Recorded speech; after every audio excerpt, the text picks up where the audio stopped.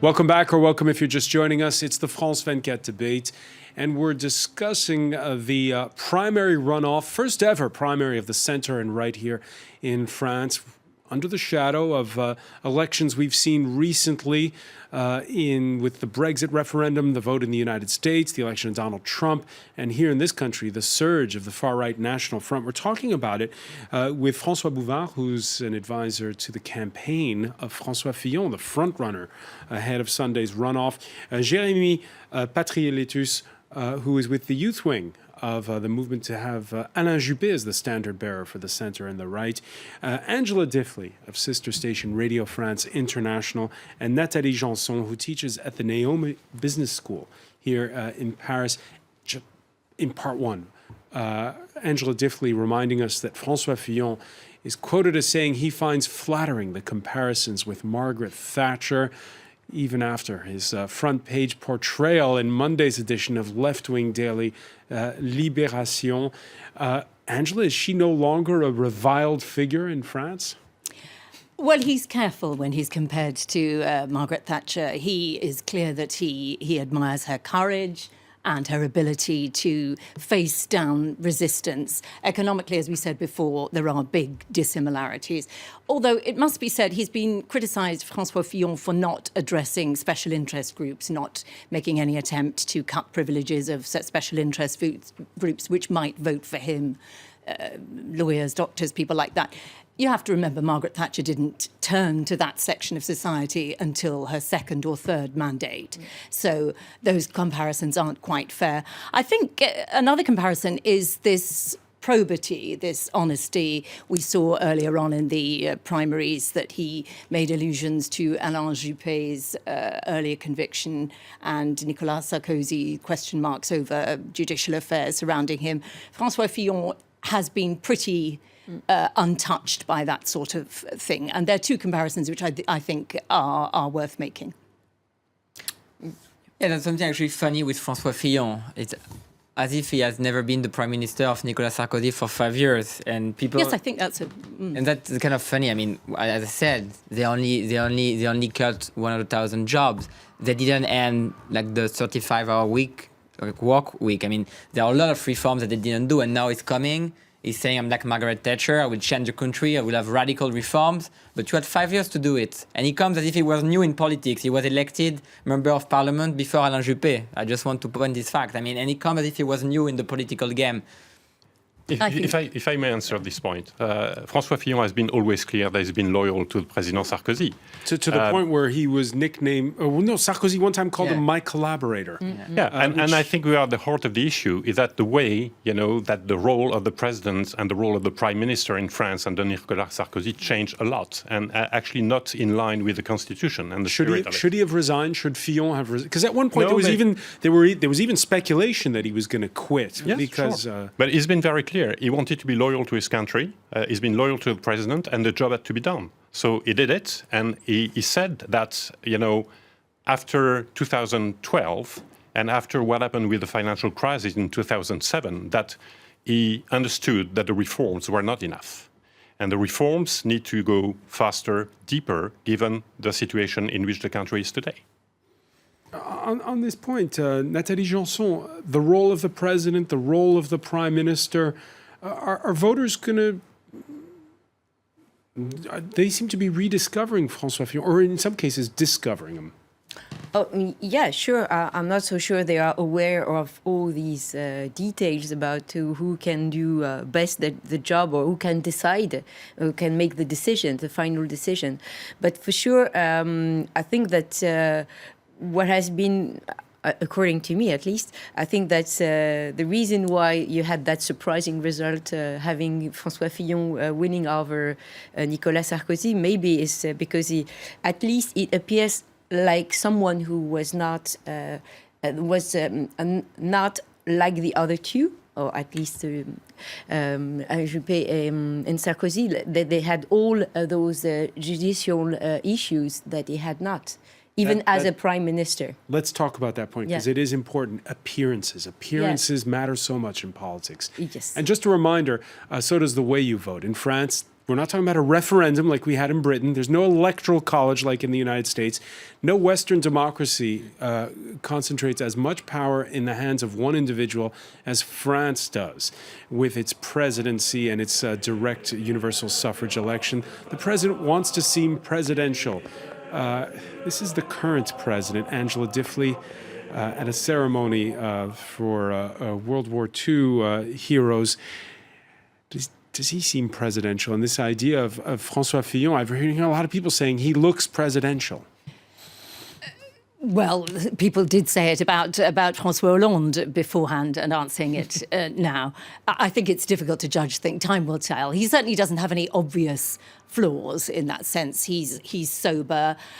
In many ways, his program is very like Nicolas Sarkozy's. He's Sarkozy, but that's sober Angela, that's and less program. charismatic. That's what his I'm program. saying. And In terms of style, which is everything. He was nicknamed by his rivals Mr. Nobody.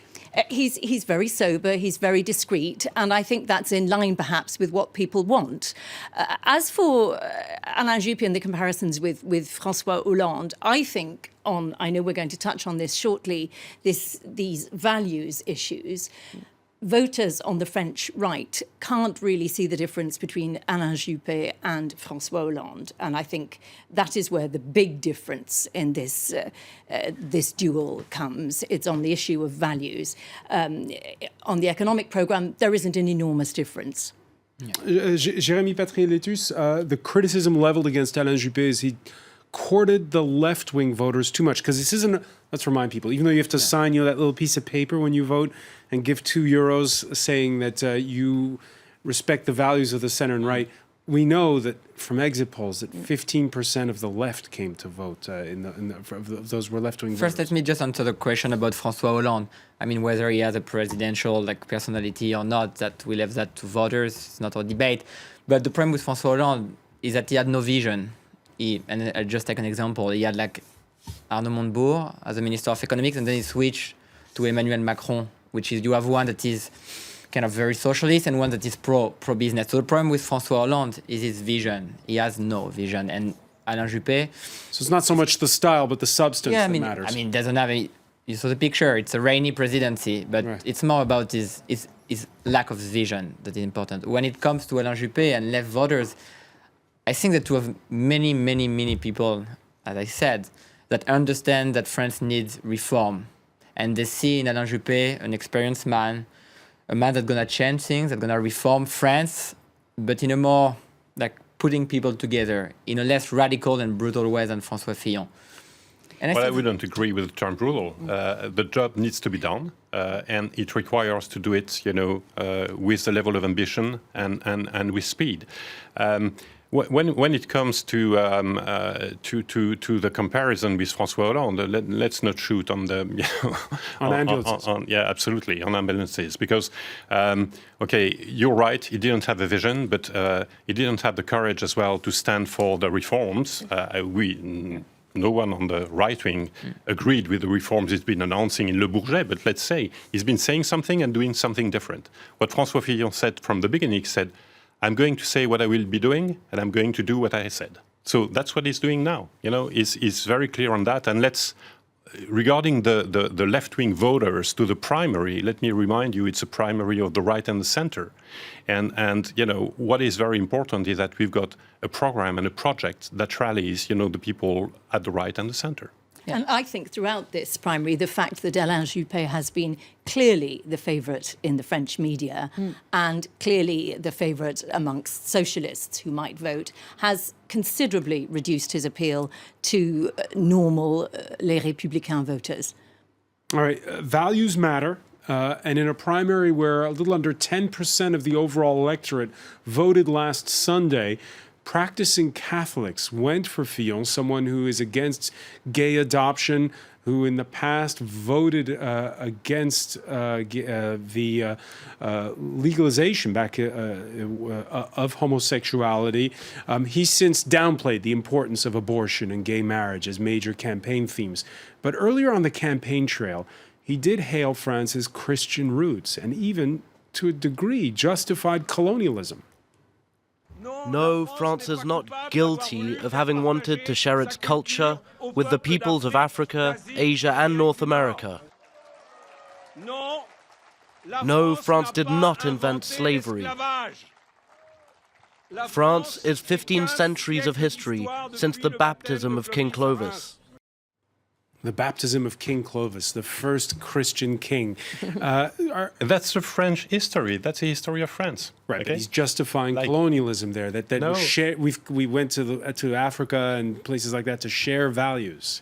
No, it's not justifying colonialism. It's saying history of France is what it is, and this is what we need to teach to our children, And it's with the not- good things and the bad things. Okay, it has not been defending colonialism. Because the far right speaks the same way, and there's sort of a dog whistle message there that Yeah. Well, it's I us think- versus them. I think you will credit François Fillon of never having hunting on the scope of the far right. He's got values and he's very clear about that, and he's defending his values. He's got values, and I think it's very important for our president. And just one correction, if I may, about what you said. He is not banning gay adoption at all. Okay, he said he would not come back on gay marriage. He said that. Where he abstained, if I'm He said that gay people could adopt adopt children, but in a simple adoption, which means with the possibility for the children to go back to the origins of their biological father and mother, and that's it. Okay, he doesn't want only plenary adoption that removes the fact that any child is coming from a mother and a father. We spent the entire first round campaign asking Alain Juppé to justify himself for the support of the center, and now we should not ask François Fillon, to clarify the support. He received support from people that used to be at the Front National, and it's not. Because when you hear those remarks, no, do but- you have the sense that he's justifying colonialism? It's not justifying. It's comparing colonialism with the sharing of culture, which is you cannot say that. I'm not saying that he's saying that. It's just saying that you can compare colonization as sharing culture. I don't share this vision. And just let me finish on that. I think that François Fillon tonight, as the same way as Alain Juppé did with the Modem and François Bayrou, justify himself. What the deal with Sens Commun, which is a very conservative, right movement? What the deal with all these far right-wing people that support him? I'm not saying that François Fillon is a far right-wing. He's a Republican, but he has support today of people that are far right-wing. And what would they ask? And when it comes to abortion and same-sex marriage, the problem is not whether you are for abortion or not, or whether you are for same-sex marriage. It's like you have social debates that have divided France for months and that has been solved, like the same-sex marriage and the abortion. And by saying that you would just do like adoption, that you will rewrite the Taubira law, I mean, that's the first step. You start again debates that have put 2 million people on the streets, that has been solved. You have a law, and you will rewrite it. You just want to rewrite the abortion. To rewrite the adoption. Oh my God. So let me clarify that. But people- François Fillon would give you the same answer than Alain Juppé did about Bayrou. There is no deal with Sens Commun. Okay? There is no deal with Sens Commun. Let's be clear. On abortion, I can't believe that, because who said that François Fillon is against abortion and will question the law? He said, I have personal conviction. I'm a statesman. Okay, the law is the law. The law has been put by Simone Veil for protecting women who are dying from abortion, from clandestine abortion. It was a change in society. He respects that, and when he will be president, there will be no change in the law. It was pretty clear. I think people watching it and people who would vote Les Républicains have acquainted themselves with the subtleties in their different positions, and they are quite subtle. Nobody in France in their right mind would attempt to undo the abortion laws, and it's quite clear that he isn't. You have 2 million people, like Sens Commun, they want to redo it. Even if it doesn't, it says that you will do it. It gives the hope of people that this debate would be put on the table again. That's just what I'm saying. I think we don't want these debates to be put on the table. When you say, just let me finish on that. When you say you will rewrite the Taubira law, I give credit for François Fillon for just rewriting the adoption part. But you will have 2 million people, 3 million people, the same people from Sens Commun that said, no, now that we are reopening the debate, we want more. Okay. We want to. So just- the 15% voters for Alain Juppé coming from the left wing, are they going to question as well his economic reforms and so on? Because are you making a deal with them as well? It's the same story. You've got people supporting candidates. Fillon is clear on his program. He's been announcing it. And that's it. And there will be no negotiation with Sens Commun. Like, I guess, Juppé wouldn't negotiate with the left wing about his economic policy. If not, it's a disaster. It would be François Hollande back again. I think that the differences are so small in their positions, but actually they're each sending out a message. And the message to this big constituency of people who vote Les Républicains and who were galvanised in their opposition to the gay marriage law, they want someone who is a bulwark against things like surrogate motherhood. That's what they want, as far as I can see. He was clear on that too. Because France, as you know, Angela, is a country of lapsed Catholics. Yes. So this is the primary. In the general election, how much will these issues matter?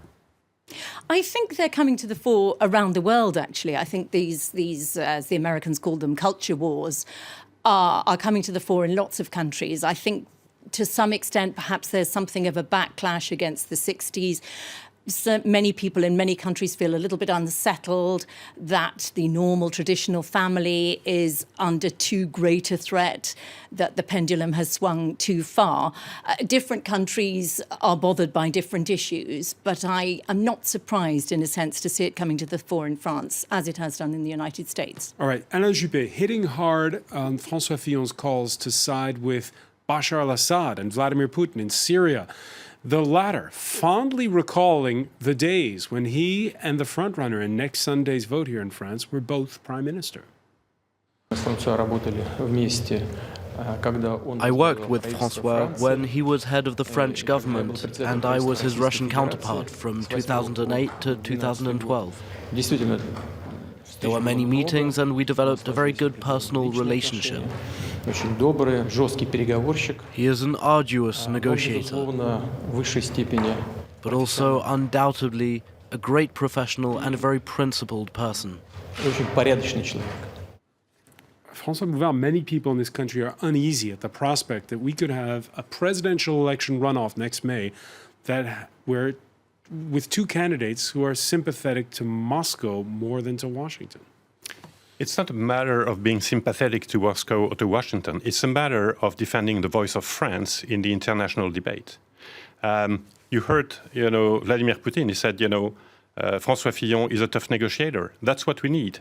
Who can believe that we can solve the dreadful issue in Syria and in other parts of the world without, working with the Americans and the Russians?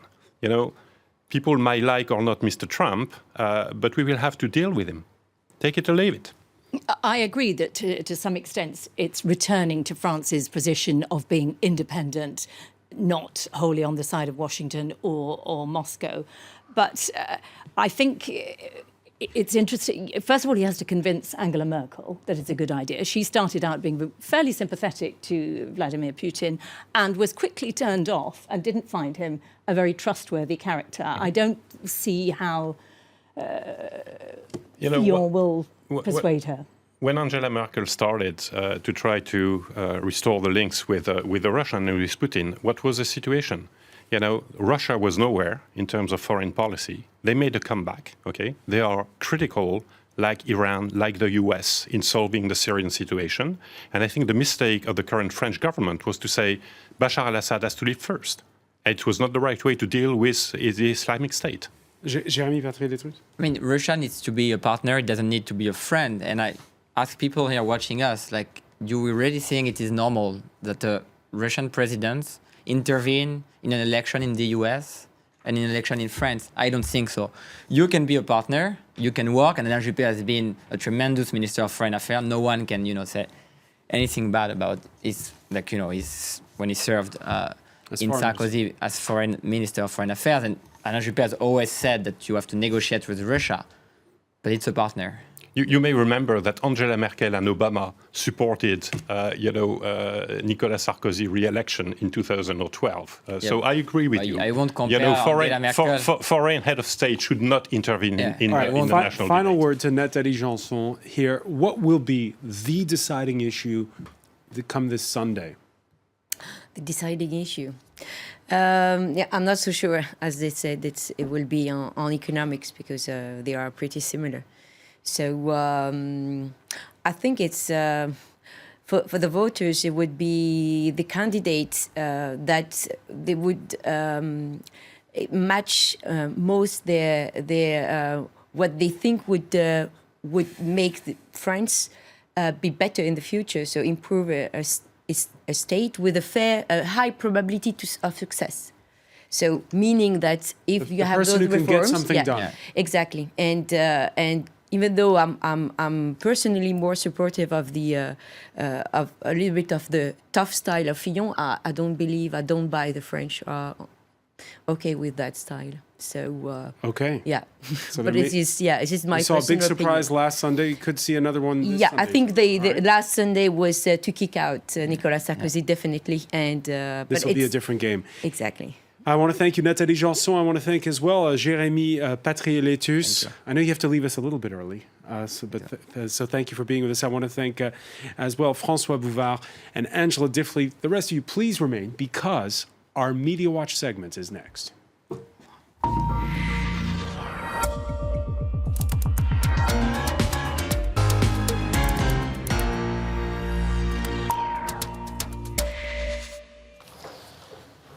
And we say hello to Emma James. Hi there. So it's pretty intense, isn't it? Because we had the first round last Sunday, only 1 week to convince the voters ahead of the runoff. Yes, absolutely. And one of the interesting things is that François Fillon really wasn't under the microscope before last weekend because he was seen as an outsider. So what people are really looking at now is what are the differences between these two men? Now, if you look at this cartoon from WIBAUX, clearly he doesn't think the differences are all that great. If it's all about the economy stupid, then there isn't much to choose between them. He's drawn here Pierre Gattaz, head of France's main pro-business organisation. And the words say the choices are difficult for the second round, Moët Chandon or Dom Pérignon. It's two brands of champagne. Exactly, showing that basically either of these candidates will be fine for business. Taking a look at what Politico has to say on this, there's a lot of talk about François Fillon being France's Thatcherite, the only one really in existence, it would appear, because it normally is seen as something of an insult in French politics. Politico says, though, that France's would-be Thatcher is short on reform. Apart from catchy headline numbers on spending and tax cuts, Fillon's plan fails to address the French economy's fundamental flaws, they say. Now, they quote one unnamed critic, who I should say is an advisor to Alain Juppé, but he said the only Thatcherite thing about his platform is that it looks 30 years old. They say Fillon's plan is about pleasing business lobbies, not addressing the most pressing issues for the country as a whole. Now, if we take a look at this, it's a fairly recent poll from BFM TV, and they're looking basically at the different ideas that people might be influenced by in terms of who they're going to choose. And if you look at this, then the centre and the right voters are going to be backing François Fillon without question. He's well ahead in every sector: immigration, security, public spending. But according to Le Parisien, Alain Juppé is not dropping his head. He is in combative mood. The headline says, "Do I look annoyed?" Well, if you look at this photograph, frankly, yes, he does. Looking really quite annoyed indeed. But he says this second debate is really the moment to pit both men against one another, where the voters get to choose what they stand for and who they want to represent. That's interesting, that previous chart you showed, because one survey that we looked at showed that it was terrorism and unemployment, the two issues that mattered the most to voters last Sunday, Angela Diffley. So they're not in that order of importance, are they? It's not really in that. But terrorism. I think it's highly understandable that both of those would be the top priorities. But it's interesting that you mention unemployment, because François Fillon is automatically going to be making 500,000 people out of work with his cuts in the public sector over the course of 5 years. Anyway, one thing that is very, very interesting, and as you were saying, this week may play out very, very differently to last week, tactical voting was everywhere last weekend, and whether it was the left or whether it was the National Front. Now, Reuters figures have it 15% of those voting in last week's centre-right primary were left-wing voters. 8% from the National Front, 14% didn't know what their party affiliation was, and lots of them, 40% of Fillon's backers said they were doing so to beat Sarko, 70% of Juppé's backers said they were doing it to beat Nicolas Sarkozy. François Bouvard, will those left-wing voters, now that Nicolas Sarkozy, their nemesis, is gone, will they be showing up again come Sunday? We'll see next week. I think the people who are really supporting Fillon and the stability of his electorate is around the program, what he represents and his values. So I don't think there is a big threat with a few left-wing people that voted for him. Now, of course, the one big question is, will the Stop Sarkozy at all costs camp mobilise to be Stop Marine Le Pen at all costs? Because, of course, we expect the Republican nominee to be up against Marine Le Pen next year. According to The Spectator, British magazine, they say that French voters despise Trump and Marine Le Pen will face an uphill struggle. They basically liken her winning to being the Trump effect, where you're going for a non-establishment outsider figure. They say François Fillon will be just the man to beat her at that game. All right, many thanks for that, Emma James. I want to thank our panel once again. Thank you for joining us here in the France 24 debate.